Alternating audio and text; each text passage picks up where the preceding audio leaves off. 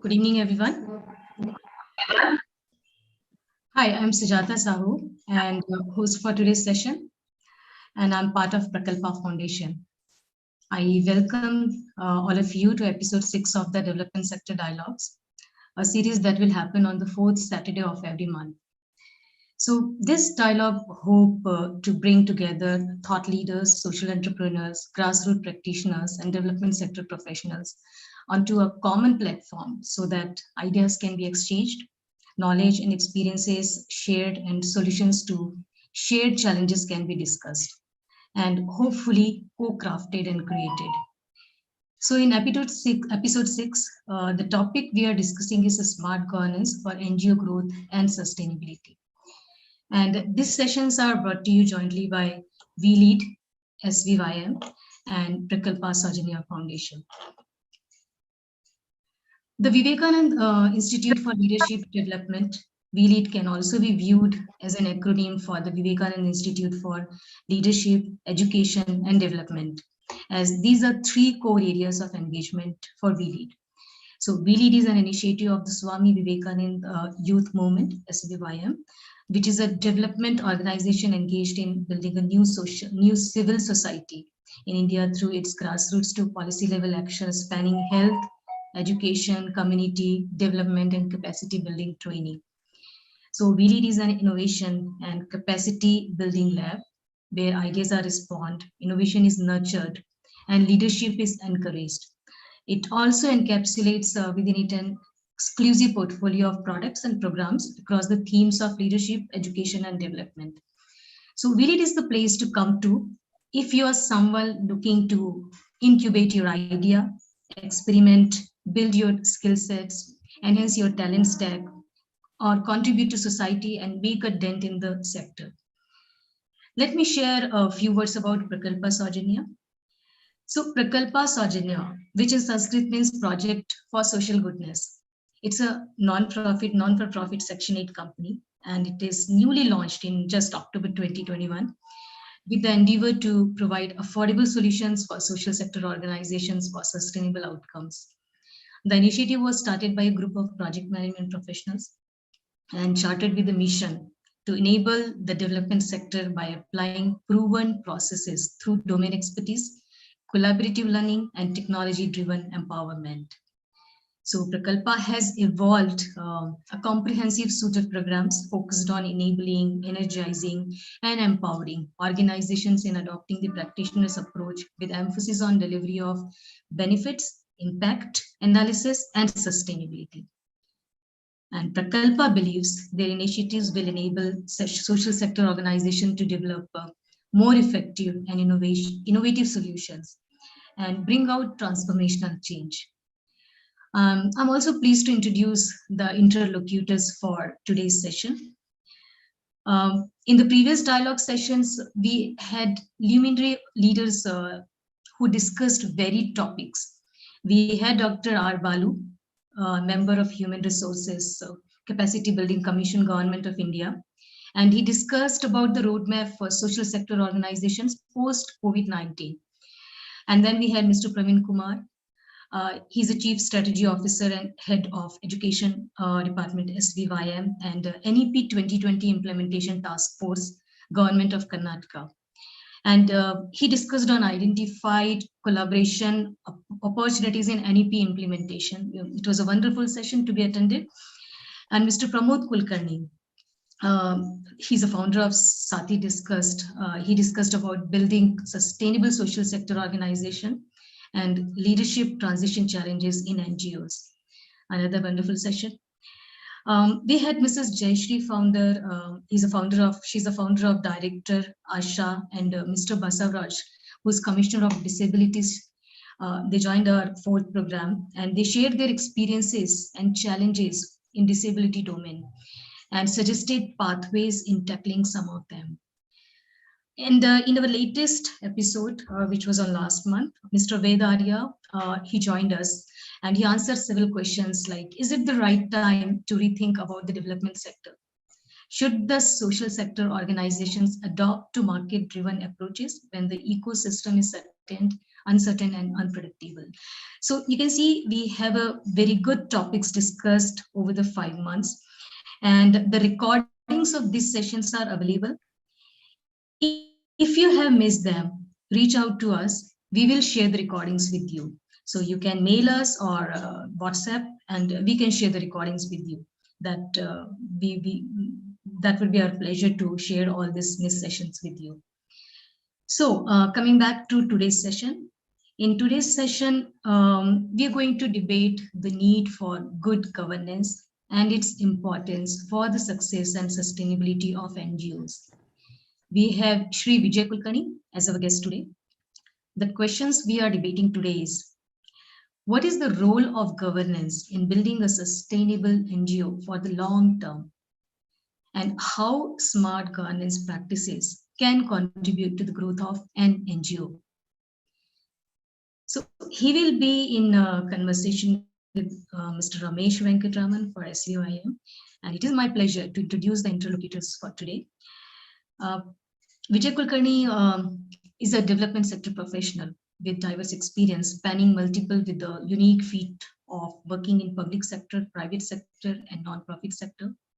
Vijay has experience in banking sector, Grameen Bank, Canara Bank, and entrepreneurship development institutes like RITSET ICE, Microfinance Basics, setting up NGO incubation center like Development Resource Center, and starting NGOs, for example, Vidya Pushak, Scope, and Rapid.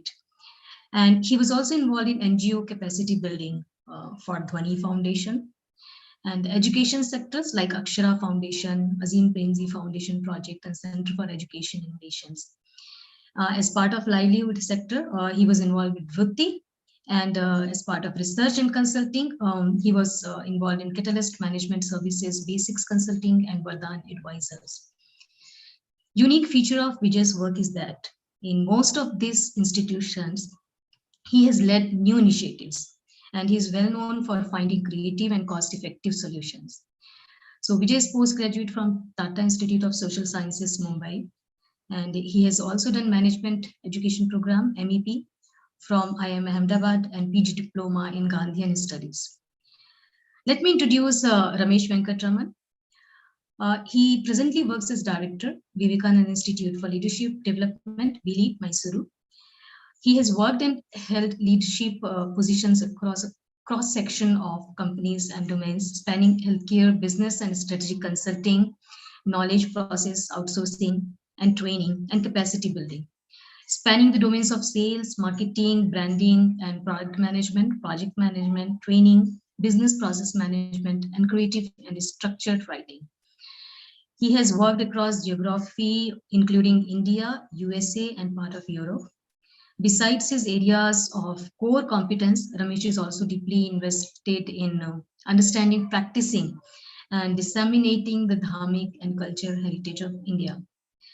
And writing is a passion, and he has authored several articles on a range of topics, including culture, spirituality, and politics. So, Ramesh, over to you now to start the session. Thank you, Sujata, and Vijay. Welcome. I hope I'm audible and you can hear me. I think you might want to unmute yourself as we get into this conversation.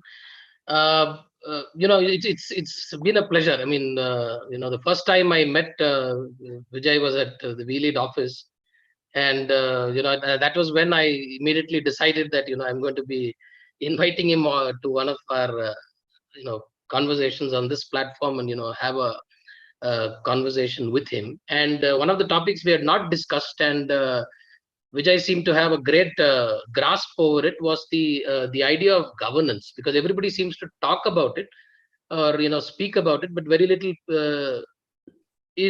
very few people have actually got hold for it. So as we go back and forth, I would also like to tell the participants here that if they have any specific questions for Vijay, they could leave it in the chat box, or if they specifically want to ask, they could message me privately, or they could also reach out to Vijay Paul, that is of Prakalpa, or anybody, or Sujata, or anyone, message them as well, and we would be glad to facilitate them asking that questions. Vijay, I would like to start by asking, there seems to be a very fairly broad consensus as a need for governance, even good governance. However, those of us in the development sector, we also know that this remains one of the key challenges and pain points for this sector itself. So I request you to start by, summarizing for us what constitutes good governance, because everybody seems to talk about it, and particularly frame it in the context of NGO. So what constitutes good governance according to you? Yeah, thanks, Ramesh. Good governance is important for every organization. So, we particularly say the three sectors, the private sector, the government sector, and the non-profit sector. For all three, governance is a very, very important thing. And these are also these days called, Samaj, Sarkar, and what else? Bazaar. So, Sarkar is government, Bazaar is business, and Samaj is NGO sector.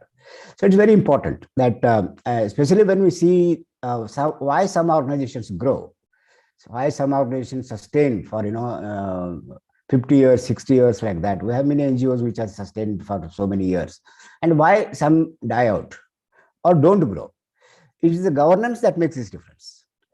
And we should recognize that many people ask, we are a flexible organization, why should we have very governance parameters and all that? But we must remember that we are a public institutions. So we are governed by a law, whether we are registered under Trust Act or Societies Act, we are governed by law. So following all the laws of the government is a compliance related issues, and which we have to do. So governance must focus on the compliance related issue. It's a must. Similarly, there are so many stakeholders for us. We have stakeholders like government, we have stakeholders like donors, and the donors also expect that we should have a good systems, good processes, overall good governance. If it is there, then they will continue to fund us, they will continue to give us more money, and that helps us to diversify and grow and all that. So that is very important. Mainly, from the point of view of transparency, accountability, governance is very, very important. And NGOs, some NGOs are doing excellent work is because of the strong governance system they have built in their organization, which really comes out very clearly. They are able to raise more money, they are able to diversify, they can go to different places to work. All this is possible when everybody recognizes that this organization is well run, well managed, well governed. So that is why governance is more important for NGOs, I would say, because it is our own responsibility that we have good governance. Whereas in other cases, in case of a business, for example, the laws may force us to do certain things, that you must have these things in governance. But NGOs, there may not be such a pressure. That is why it's more responsibilities on us to see that we have good governance, and we really grow with that good governance.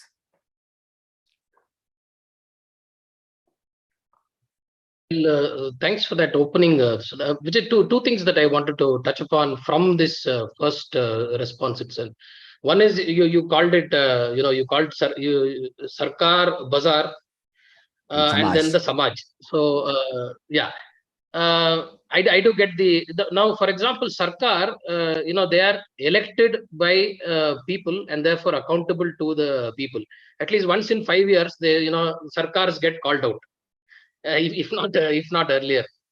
And the bazaar determines how a corporate has to function, because if it is run in a laissez-faire way and not managed well and other things, the bazaar, you will get the response from the bazaar.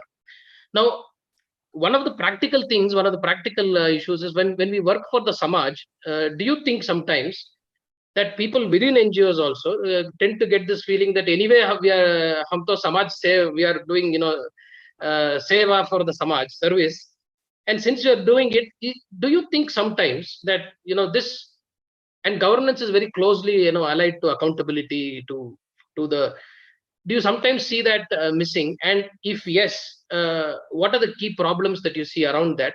And also if you could say, okay, I'll come to the second part of it once you respond to this. Yeah. Governance, I mean, in government, although you said that once in 5 years they have to go to public and that's all is their responsibility, but that is not true. Every day they are actually accountable to the public. That I thought said at prevails least among once in 5 years. that thought prevails in politicians that once in 5 years only we are responsible, and all the 5 years we can do whatever we want. But we know that is not how governments are run. If the governments are run efficiently all the 5 years, then naturally they get re-elected and all that. So they are also equally responsible. They are also equally, governance is equally important for them. Bazaar, as you rightly said, the investors will not come to invest in them if they are not performing well, if their governance is not good. But in NGO also we have to recognize that our donors are also investors. Our donors give us money saying that you put this money to the best use of the clients, best use of the, that is why some people don't use the word beneficiaries in NGO sector. They say, who is the beneficiary? Why should we call them as beneficiaries? They're also like clients or customers. So if we treat them like that, then our accountability to people whom we serve goes up. So it is very important because many times, most of the NGOs in the country are very small. So they are almost not recognized at all. Whether they're there, whether they're not there. And that is why the importance of the governance has not come very seriously into the NGO sector. Whereas in larger NGOs, we see that. In larger NGOs, in bigger NGOs, we see that they focus on governance. They try to retain their donors. They try to retain their customer base, their beneficiary base. And this all becomes very, very important for them. So from that point of view, in my opinion, NGOs have to more focus on that because there is no pressure from anybody on them. Government donors give money, and the donors are happy that they gave money, and this is a good organization. They have used it. We are happy about it. But that is not enough. Like investors expect returns on their investment in an industry scenario. Donors are also expecting now that what is the benefit, cost benefit analysis I'm getting, what is the benefit I'm getting by giving this money to this particular NGO, what is the human capital they have created, and how well that money is served. So from that point of view, in my opinion, governance is more important in NGO sector because other two sectors are anyway they are more consolidated, and there are more prescribed rules for those sectors. Before I come to the leadership bit, I would like you to if you could break down the components of this governance, and what constitutes good governance in an NGO based on your own experience of having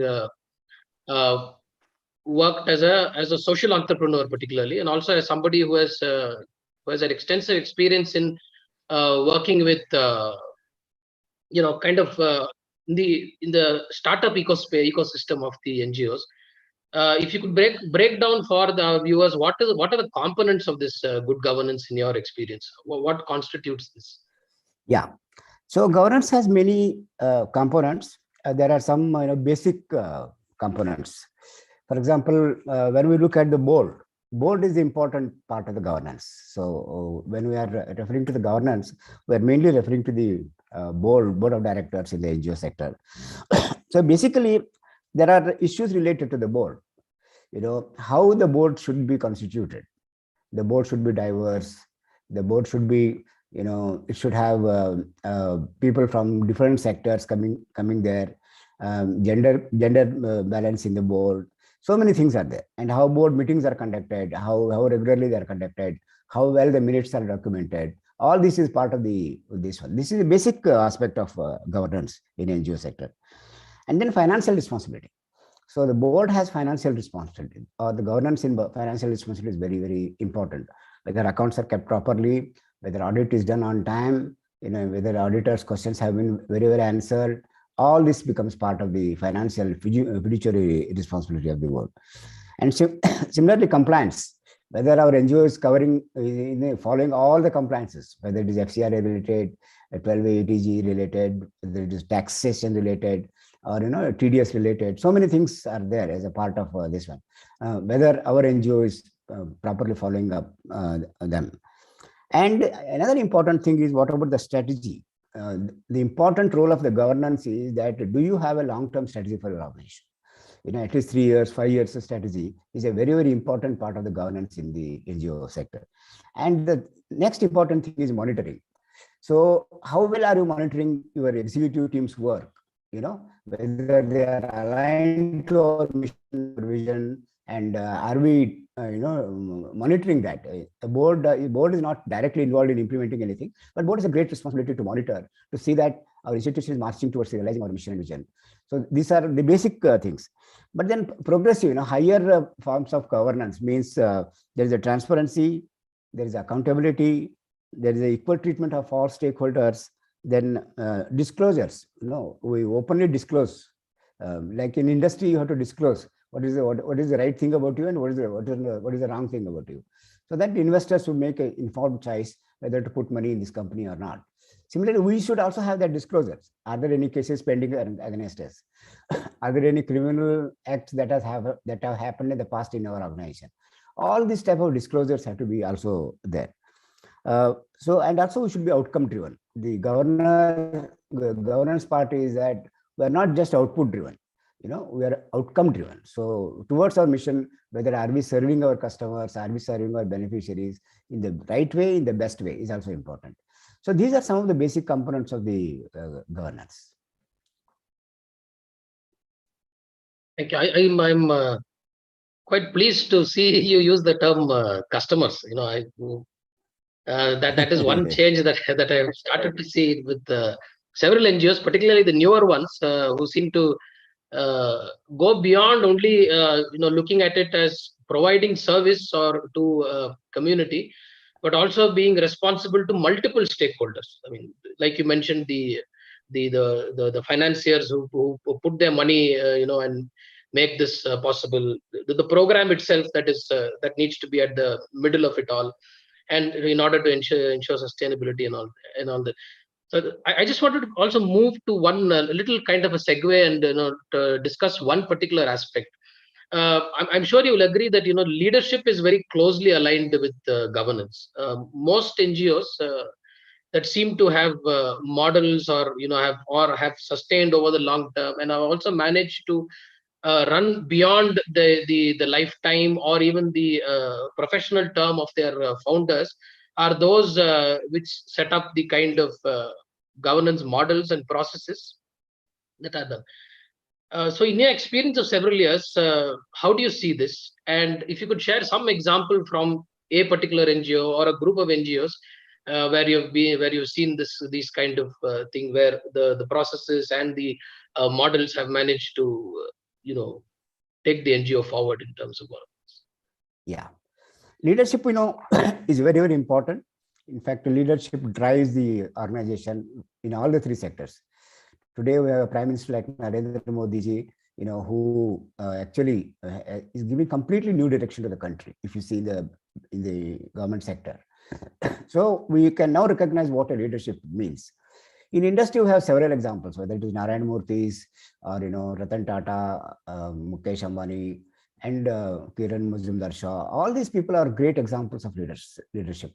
And these are new sets of leaders, who did not belong to the industry family, but they came out and did such a fantastic work. Similarly, in the NGO sector, we have so many things. I mean, I think Pramod is here. So Vijay Mahajan, whom we always consider as our guru in development sector, is one inspirational leader, like that. So in NGO sector, especially, we need more inspiring leaders.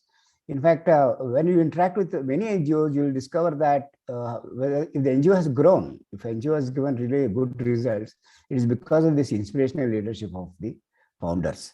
So that's very, very important. As we all know, there are three types of organizations, generally classified as three types of organization. One is a founder-driven, and the second is a board-driven, and third is executive team-driven. So you can broadly classify how NGO is managed by these three things. So founders have come with a passion. So founders really want to see that their goal is reached. They are sometimes not bothered about did we reach 1 million people, 2 million people. That may not be their concern. They want to see whether have we really helped so many people whom we wanted to help. The second is board driven. we have seen that boards are very, very active in many NGOs. So Pradhan is one example where it's completely professional organization, run like that. So Akshay Patra Foundation, which I will take example later, is so many professionals are there in running that organization. So board driven is also a very good example of governance that we have. And the third is many times executive team leads. There is some very good strong leader in the executive team, the CEO of the NGO, and that person leads the organization. So there are these three types of organizations. So ideally, all founders are part of the board anyway. So board-driven organizations are likely to sustain for a long time, to give more direction to the organization. And the board has to really tell the executive team what to do. The whole vision for the organization should come from the board. The mission should come from the board, and the executive team has to implement it. So from this point of view, we need leaders at all levels. We need a inspirational founder. We need a very good board, where there are so many people from diverse background come and to work together. And of course, executive team also should be very good leaders should have. So that way, leadership is a very, very important and very, very crucial at all levels in the NGO sector. Okay, so now that we spoke about the aspect of leadership, I'll just come back to the earlier point. You talked about the fiduciary responsibilities and the fiduciary accountability that is critical to NGOs across, be it financial, the transparency across in the way that it is run, accountability and compliance. I just want to play a small devil's advocate kind of an argument here, because I know we've come across this. Quite often the argument is made that NGOs lack accountability, and because they do not work for a bottom line. I mean, they and not actually are driven, not really driven by the profit motive. And you mentioned about many small, one of the key issues also is the proliferation of small NGOs that are across the board that come up. So in these NGOs, how do you think all of these things could be managed? Is it while I do understand that it's possible in NGOs that are large, that have a board and all, but the reality of India of our country is that there are mostly small NGOs. So how do we ensure that these NGOs also are accountable to their stakeholders? Yeah, so it is very true. I mean, although how many NGOs are there in the country is quite a disputed fact. So the CBI presented to Supreme Court some years back saying that there are 33 lakh NGOs in the country. But most of them are, but the assumption is, I mean, recently we were talking to Ajim Premji Foundation, a leader there, and she said there may be, in their calculation, there are about 3 lakh NGOs, whom you really call as NGOs in this one. Out of that, she said about 2 lakh NGOs are all less than 20 lakhs business. So very small NGOs. Remaining 1 lakh are in a different stage, medium to large NGOs. So why they have remained small is also the first reason. Do they don't want to grow, or they are happy that they are doing little work, and they're happy, founders are happy, and board is happy that okay, this is all enough we can do and all that. But the question is that if you don't feel really accountable to your donors, your public, your customers, your employees, your volunteers, all these are your stakeholders. If you don't feel accountable to them, naturally they will not fund you for a long time, or they will not fund you a large project, a large amount of money. So that recognition, wherever it has come, wherever NGOs have recognized that if I have to grow, if I have to diversify my work, if I have to work in multiple locations and all that, then naturally my systems and procedures have to be very good. So all those who have recognized that and they have put in place very systematically all these things, then naturally they attract more funds, naturally they attract more talent amongst the employees, and that is how they grow.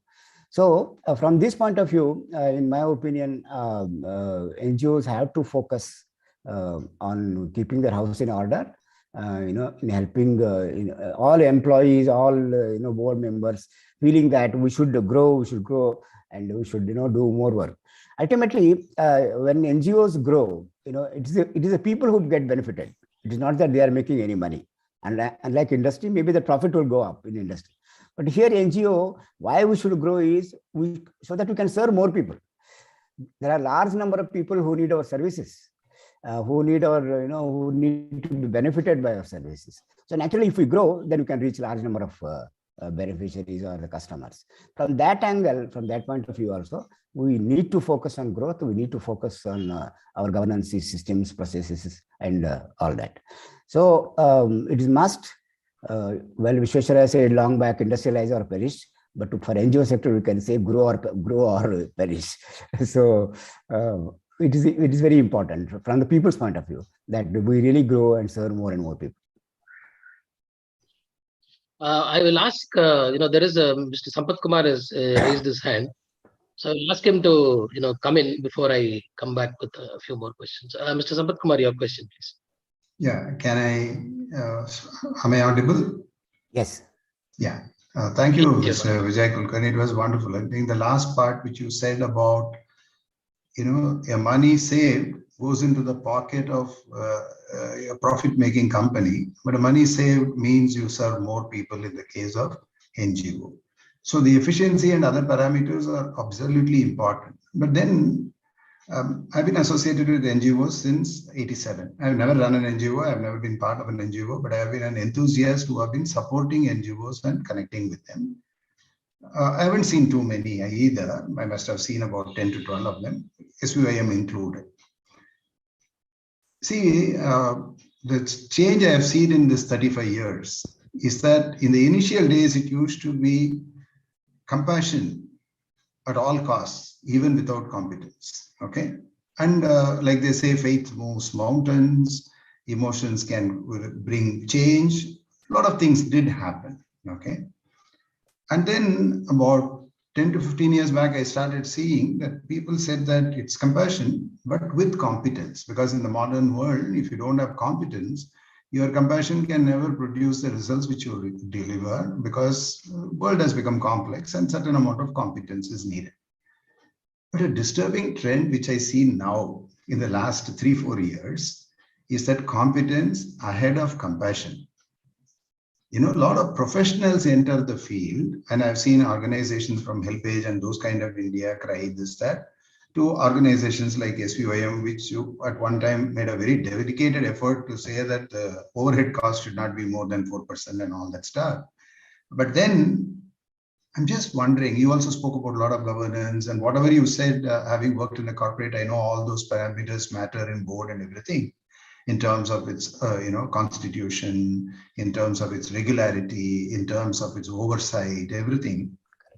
Do you think there is too much of corporatizing in the NGO world for the good of its own when you put compassion on the back burner?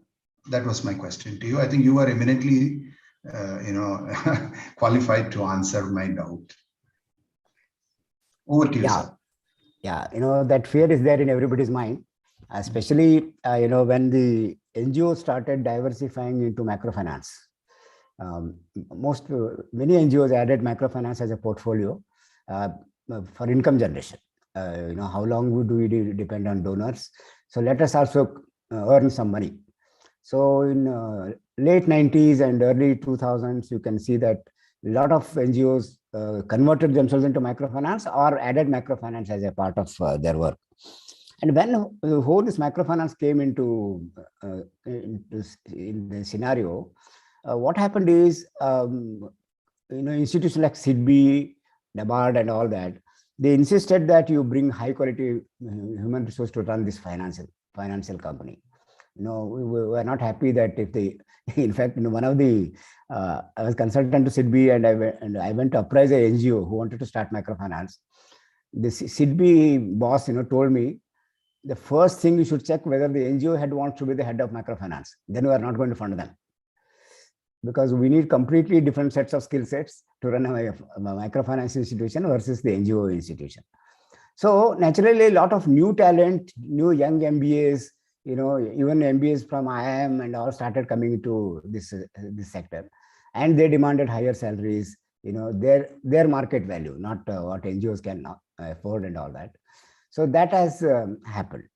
So that is one reason why we see that more corporatization is happening, because many NGOs are doing corporation. So even today, NGOs are adding startups to their work, selling the products and all that. So that definitely needs a very professional approach than what NGOs do in the regular work.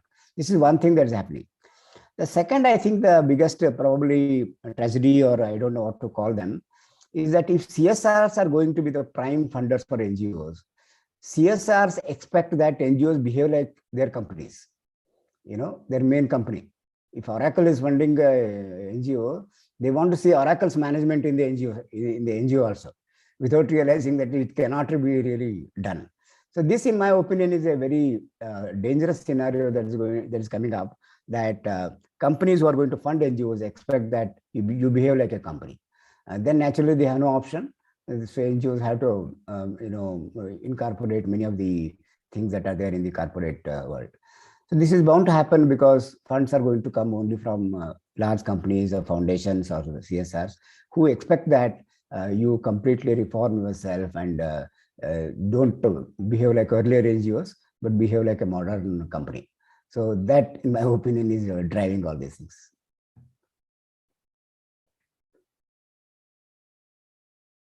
In fact, that was that was a question that I had. So I am, which Mr. Sampath has actually asked, because my next question was about this one. I'll reframe it slightly and take off from where you stopped here.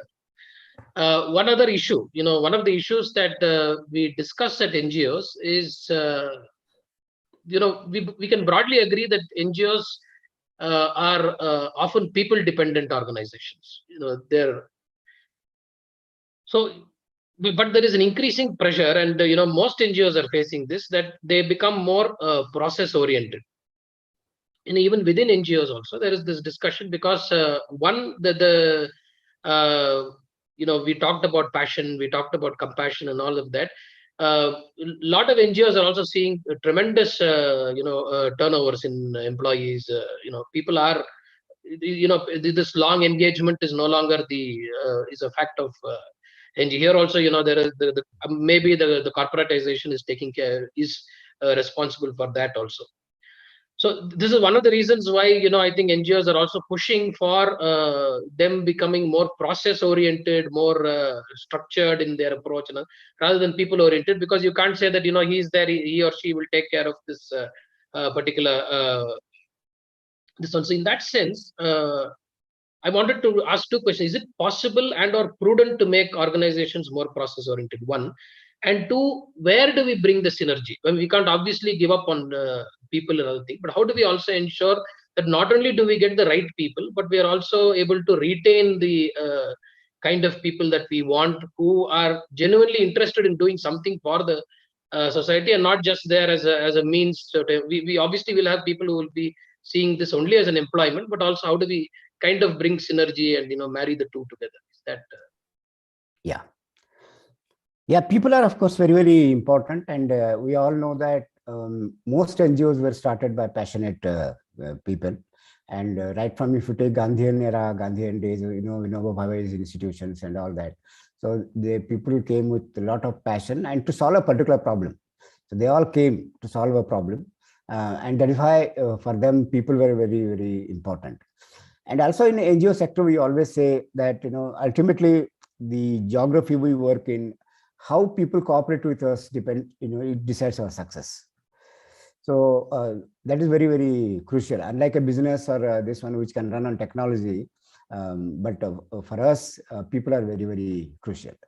But the good things that is a good news is that a lot of youngsters are coming these days with very high qualifications, high experience, wanting to serve the society, wanting to solve a problem.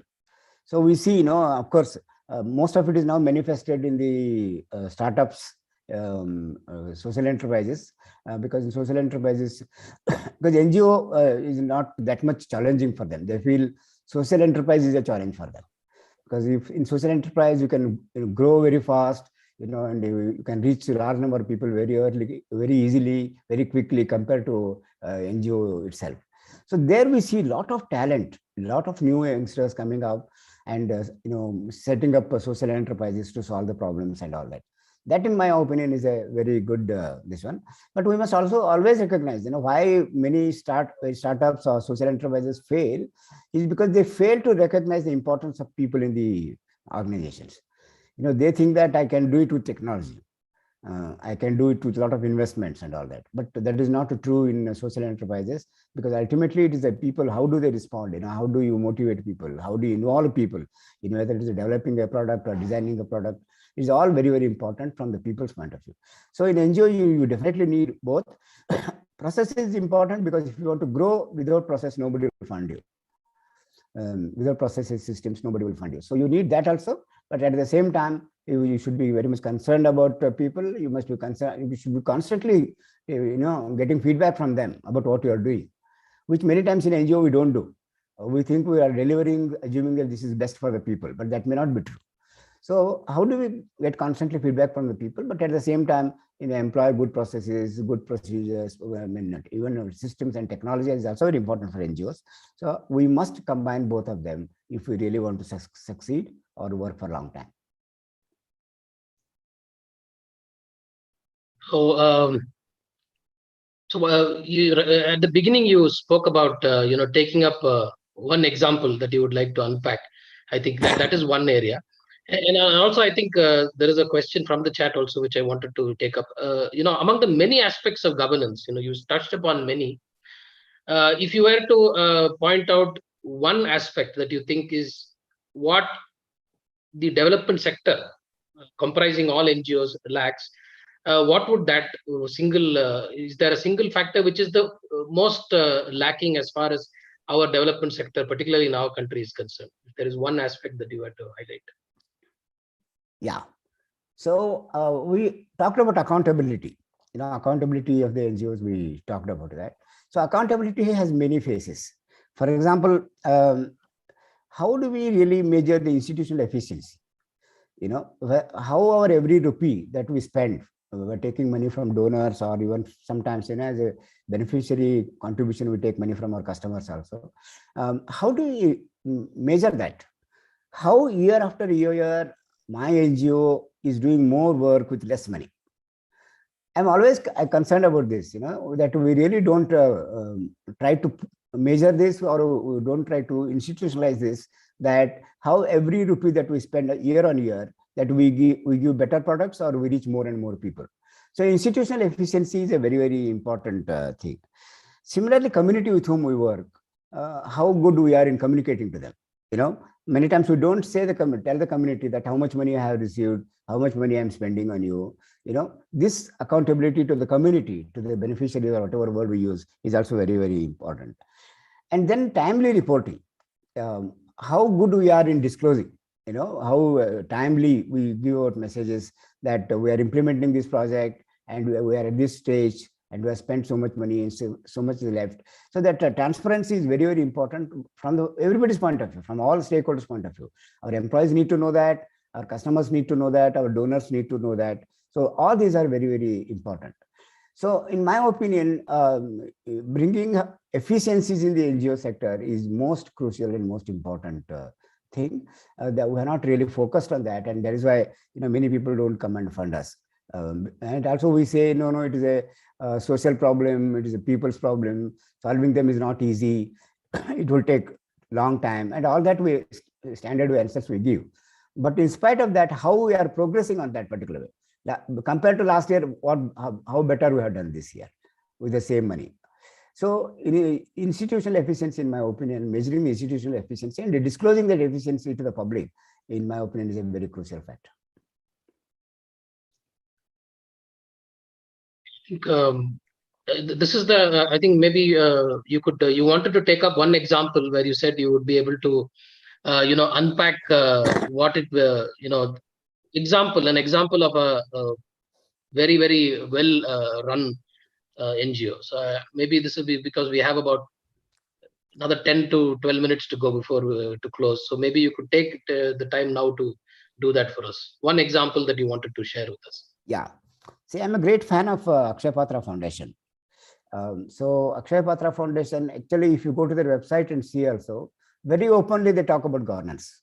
They'll say these are our basic tenets. So we have to follow this and all that. See, they, as we know today, they give midday meals to about 2 million people, 2 million children across many states. And year on year, they raise more than 550 crores. Now they raise. And how is it possible? Because they say that we are completely responsible for the people's money. And if you see their website also, for example, they say, if you give us 1,500 rupees per year, we'll feed one child for one complete year. So this one, what we call productization of our work in NGO sector, that nobody will mind giving 1,500 rupees, right? So that 1,500 rupees is very simple, but for one complete year, you feed a child, which is not an ordinary thing. So they are very good in telling people that how your money is spent. It is openly given to them. And board is highly accountable. They say board is accountable to all the stakeholders, whether it's government, whether it's donors, whether it's children in the school, whether the parents, teachers, everybody. So board is responsible or accountable to them. So a large focus is placed on this. And they even in the transparency part, they explain how much money was spent on the board of directors, whether did they make any foreign trips, who is the highest paid employee and who is the lowest paid employee. So how much is overall expenditure on the administration of that? Very openly they tell, and even auditors point out that. Auditors are also told specifically to analyze all these things. And even in their annual report, they say that board, as a board member, as a trustees, we are responsible for all these things. So it's such a wonderful feeling you get, when you see that they take upon themselves to disclose things. It's not that somebody should point out and then you say that, but they say we are committed to this, and we will disclose it every moment. What are the risks involved in our work? All that. So in my opinion, Akshay Patra Foundation is one great example of even in strategy. I remember, when they were heavily dependent on few people to give money to them. Somebody told them that you change your policy towards fundraising. And they said, instead of collecting millions from few people, can you collect few people from millions of people, few rupees from millions of people? So instead of collecting millions of rupees from few people, can you collect few rupees from the millions of people? So the whole retail this one fundraising event created a very strong fundraising team and lot of volunteers. Today, Akshay Patra is run largely by volunteers who give their time and talent for these activities. So all this shows that how committed they are for their work, how passionate their work, and how they keep on improving the things. It's not just one time or anything. How do you keep on? That's why, as I said, they are able to raise more than 500 crores annually, year after year, because people are really stuck with their, they are all stuck with their whole professional approach in running the organization. So in my opinion, that is very, very important if we really want to grow the organization. Thank you, Vijay. I think one last question. We've covered quite a lot, and we are almost at about the last 10 minutes of the program. One personal question as well. So I thought I should ask you this as well. What brought Vijay Kulkarni into the NGO sector? One, I know that you are an alumnus of TIS and all of that, but you also are a product of the IIM and all of that as well. So what brought Vijay Kulkarni into it, and what has kept the passion alive for so long? I mean, two parts to this question. So. No, I mean, as you rightly said, it is a TISS degree. But even then, for first 20 years, I did not work in social sector. I worked in bank and financial institutions. But this is always there in our mind that we should do whatever best, for the society. And at TISS, Medha Patkar was my classmate. So we used to see her, the lady was going with a bag on the left shoulder. And so she was a very inspiring person. So I learned a lot from her, and that's how it kept. The most important thing is, I think, why I still continue to be here is that I don't work in any organization for more than 4 years. So every time you see a new, every time you see a new organization, new people, new agenda, new area of work and all that. So that is very important. And also, like-minded people are around us we keep on inspiring each other. So that's how we are going. Okay, and in this changing an organization once in 4 years, I know that in your profile you have written that you have been an opening batsman in most places. Is that a deliberate attempt? I mean, the fact that you want to change once in 4 years, and also that you want to be the opening batsman everywhere. So. No, becoming opening batsman is by chance, I would say. I don't think Okay. This one. It somehow happened that whenever there is a new thing that will be opened, they will ask me to go and do that. That has happened. But this has given me the opportunity to work some of the top people, some top leaders, thought leaders in the country, and also, very, very different areas. We know that once we have this basic degree and all that, then, with our common sense, we can take up any job and work on that. It's not required that you should work only based on your qualification or anything like that. So that really helped me to work in many sectors, whether it is, of course, all the three government, private, and NGO sector, but even in NGO sector, working on education, working on livelihood related issues, the NGO incubation, and so many things. So that gave me an opportunity to really learn a lot of things from different sectors. So one last question before I pass it on to Vijay Paul this time. So there are two Vijays today, so we have to ensure. So if you look into the crystal ball, look into the future. How do you say? What are your very briefly, if you could say, what are your thoughts on where the development sector is going, and where do you think it will go, particularly in our country? Yeah, it is a great question. I don't think it's a great question, but I don't have any great answer for that. So what is happening is, especially when I was working in education sector, we discovered that government today has more money. Whether it is GST collections or whatever it is, governments have become really super rich. So they don't think that NGOs are really required with little money. What you are doing, I remember working with the Commissioner of Education, and he said, your budget is 6 crore rupees annually. And my budget on education is, and he was Education Commissioner, 16,000 crore rupees. What your 6 crore can make difference? And he was, very, is a very good officer he was. He said, if you think that my 16,000 crore is not making any change to children's lives, why should I believe that your 6 crore is going to make change? So this sort of attitude has come in the government. Government is really rich, and government are spending huge money. So there is one big challenge for the NGOs. Do we really have space in this? So we have to do completely different things or innovative things with our little money that we have. So that is one thing. Second is, donors are expecting that when will you become sustainable? So I used to joke that whenever a donor says that, show me your sustainability plan, I will say, sorry, I will change the donor, because it means I cannot. So sustainability plan is a big folks from donor community, when we are going to become sustainable and all. They themselves are not become.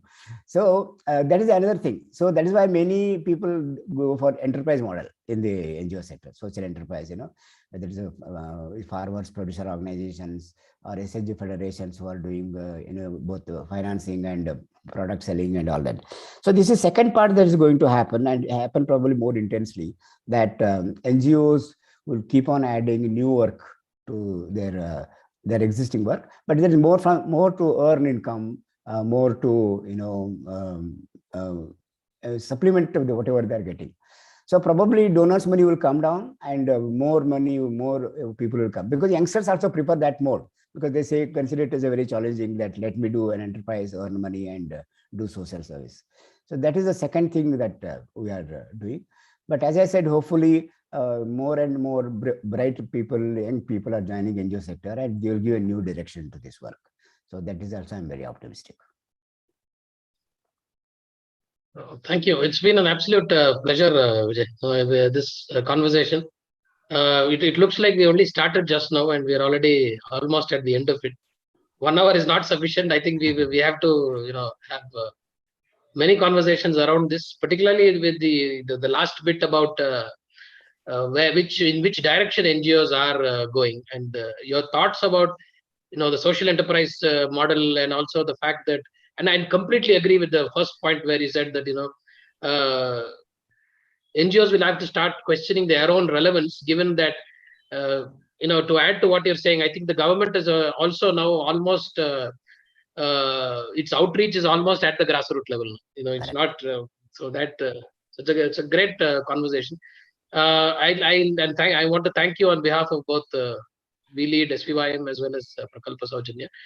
I would like to now hand it over to Vijay Paul, that is, and who will give his closing remarks as well as the vote of thanks for today's conversation. Over to you, Vijay. Thanks, Ramesh. Can you hear me? Yeah. Yeah. Okay. Thanks, Ramesh, and thanks, Mr. Vijay Kulkarni. Coming from the heart, I think you have really touched your grassroots experience comes out very well in terms of a lot of things which I've shared from a governance point of view, and I know that this is one subject which is close to your heart, and you have brought out some of the very nice experiences, as well as also the concept with which the whole system is to work. So I think you very well established the board's responsibility in establishing the governance in an NGO, and how does the shades of that responsibility work in a different spectrum of whether it is a founder driven, or whether it is a board driven, or whether it is executive driven, and now you're talking about a social entrepreneur and the Gen X and millennial driven organization. Probably that these shades will keep changing. But the fact of life is that the governance is going to remain a constant across NGOs, and NGOs have to grapple with the new requirements and the challenging newer challenges around the governance as they come forward in the future. So I think you did a very you have really brought out all the things. And what I liked is in terms of you have kind of brought the equation into growth versus how much more I can do for my customer or benefits. I think I will like to keep both the names right there. But I think the growth doesn't mean that you're going to, like if an enterprise or a corporate, you want to grow on your stock exchange or anywhere else. But I think it's the social development of the development sector which you want to really keep on adding. And that's the parameter of growth which you have very well established. And I think between you and Sampath Kumar, we had a very nice discussion in terms of, I think Sampath brought out the issue of compassion and competency and corporatization of the system. And I think somewhere this is where the medium to small NGOs get stuck into catch-22 situation. What is good for me? Should I go for more compassion, or should I go for more competency? If I bring in more competency, more professionalism, more competent, more qualified people, probably I lose control. So where will my compassion go? So and also the whole equation of retention, attrition, and building up all those things. I think that got connected very well. And then Ramesh brought up a very nice point in terms of, if you want to go long term, obviously you have to bring in the processes and structured methodology in place. And so therefore I think I like the whole conversation. Thank you very much for bringing in all the nice dimensions to the whole corporate NGO governance aspects.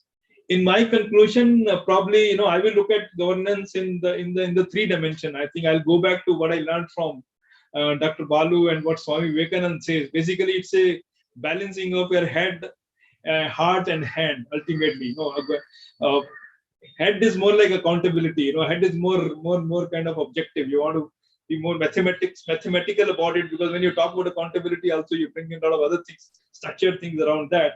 So that's the part of the head in which you like to really work on. But definitely, when you talk about compassion, probably you're bringing on your heart into the equation. That how does I balance these two? I mean, what I want to do, what I like most, how do I connect with my beneficiary? How do I connect the dots which I'm going to deliver to my beneficiary? I think that's the hard part of it. And then, of course, hand part is in terms of processes. How does action will take place and down the line? So it's very typical, very interesting triangle which I could visualize out of this particular out of this whole conversation here. And also, I think one of the things which came out pretty nicely as you started, you talked about the Sarkar, Samaj, and Bazaar. But I will like to add one more thing which came out, which is more of empathy, compassion, and I will call it as a sadachar. I think there is a balance between all these four in terms of sadachar is how do you behave across in a 360 way, 360-degree way within the organization with all your various stakeholders also. So therefore, I think very nice points which came out of this particular conversation. And thank you very much, Vijay Kulkarni, for bringing out all those things. I really appreciate taking time to be on this particular on dialogues. And definitely, I think for the audience, it is must be time well spent on a Saturday evening. So I want to thank participants on this dialogues today. It's been very nice to have joined. And also, I think we are just discussing that August has been a very high, long weekend kind of a month. So therefore, definitely a lot of you would have taken time from the little of your personal commitments and come on this. We really appreciate and thank you very much for being there. And also for VLead to providing us the Zoom platform to really conduct it. So we're going to continue with our dialogues, this particular sessions continuously. In future, we are trying to bring in some of the thought leaders as well as some of the practitioners onto this forum. And we're trying to see whether we can enrich all our areas and enrich the whole forum more on a B2B basis, where we are talking about NGOs issues and not really kind of what are the issues NGOs have. In case you have any issues which you want as a team to address, probably you can share with us, and we will like to find the right thought leader to address and come and talk about some of those things. So really, thank you very much. I appreciate your presence today, and wish you all the best, and enjoy your weekend, whatever is left out of it. And thank you very much, and namaskar. Thank you so much. Thank you very much. Thank you. Thank you very much. Thank you. Thank you.